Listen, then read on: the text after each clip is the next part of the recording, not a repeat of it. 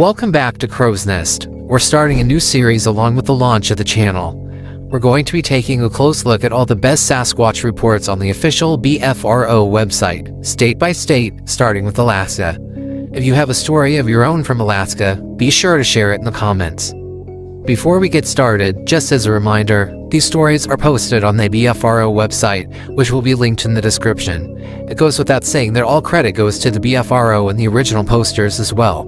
In order to respect the privacy of the posters, I will not be including any of the names mentioned, as well as any exact location details. And with that out of the way, let's begin with our first story. My hunting buddy and I were sitting on a ridge watching for caribou. About 1,000 yards away, a large clearing was in view.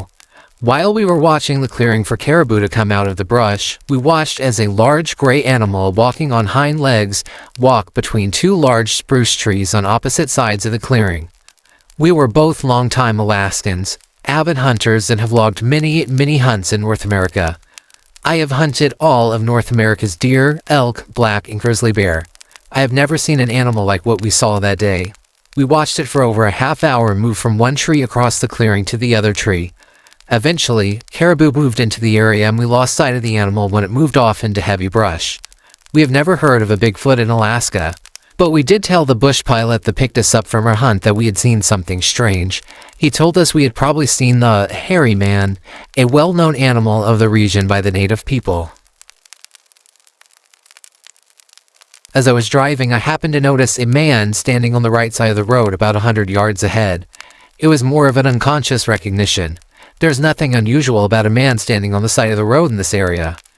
As I got to within about 50 yards, I looked closer. "That's no man," I said to myself. I was alone in the car. Shortly after that, 1 or 2 seconds, he bolted into the woods towards the school. He did it like a wild animal would if spooked. I didn't slow down until I got to the place where I saw him go into the woods, which is where I stopped. I could see him running away from the road, and when he was into the woods about 30 yards or so, he turned left and was now running parallel to the road in the same direction I was heading. I got a good look at him, but not his face. I could have probably seen his face had I not been so mesmerized and had the presence of mind to look at it. I was busy noticing other things. His fur or hair looked to be about 3 to 4 inches all over the main part of his body. It was a reddish, rusty color. I was mildly struck by how red it was, but it definitely had some rustiness to it. He was about 6 feet tall and looked to weigh about 200 pounds. He ran with a strange, hoppy kind of run.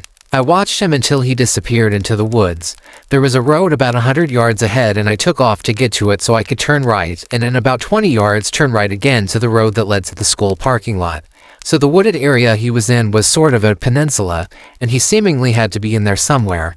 The woods I was looking into from that angle were quite thick, and I didn't see him and haven't seen him since. I reported it to the Fish and Game office at Fairbanks a couple days later. The person who was taking the report was sort of rolling his eyes through the whole thing, and he seemed to be writing it down on a piece of scrap paper. I even had to ask him to take my phone number just in case. As I was making camp, a black bear almost walked right into me. I heard him coming from a ways off and scared him away before he got closer. Later on, it will become apparent why I mention this. So I was sleeping out in the open, no tent, under a spruce tree. Sometime in the middle of the night, I was awakened by something prowling around my camp, maybe 30 feet or so away from me, walking in a circle. I mentioned the bear before. This was not a bear I heard in the night. My father is a hunting guide, and I literally grew up hunting bears. I know what a bear sounds like when it's walking.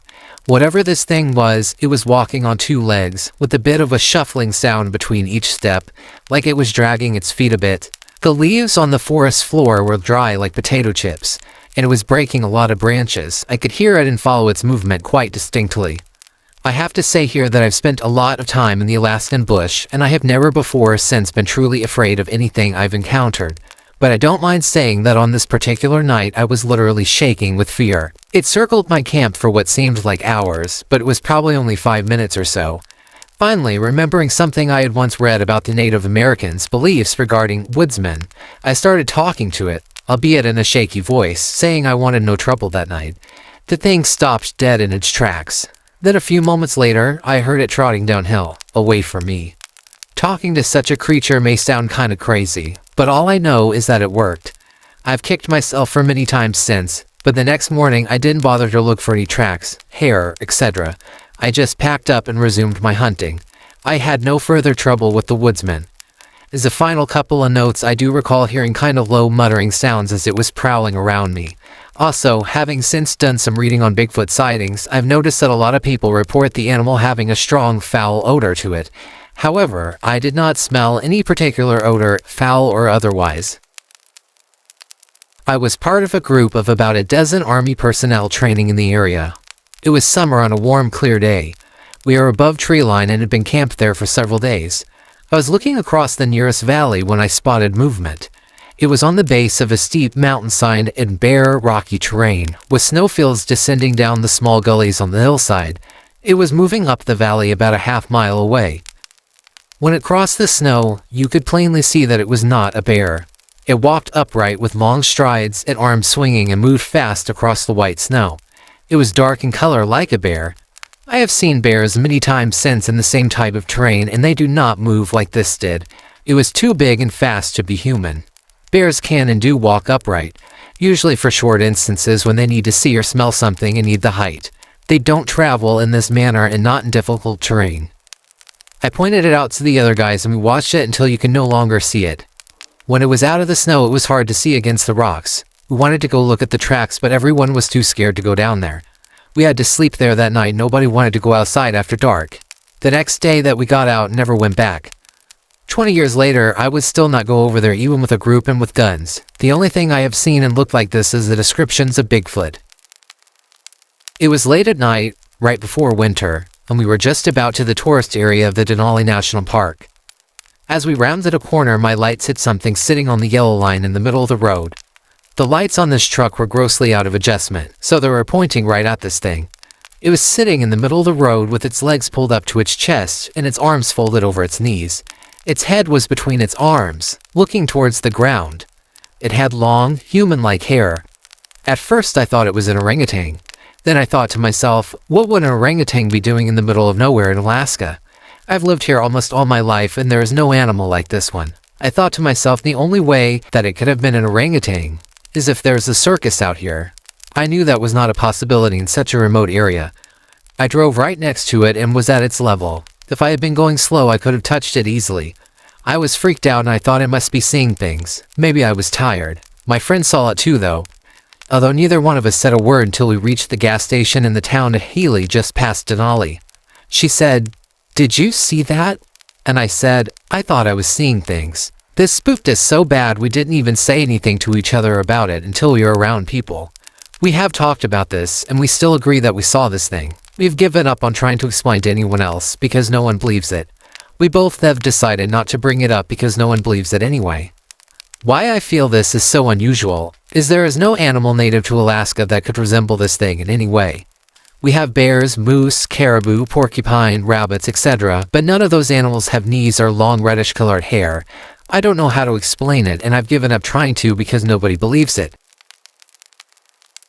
This incident happened last night just after 11 p.m. My daughter was home alone. She lives with a relative who was out of town. She called me at 11:22 p.m. She was terrified. She said she could hear something walking back and forth by her bedroom window. She also said she looked out the window when she first heard it and saw something big and black, really big. She described this thing to have been around 3 to 4 feet above the bottom of the window. When I went down to look behind the house this morning, I stood by the window. I am 5'4" and my eyes just reached the bottom of the window, so I figure this thing must have been around 7-8 feet tall. We live in a small village of less than 500.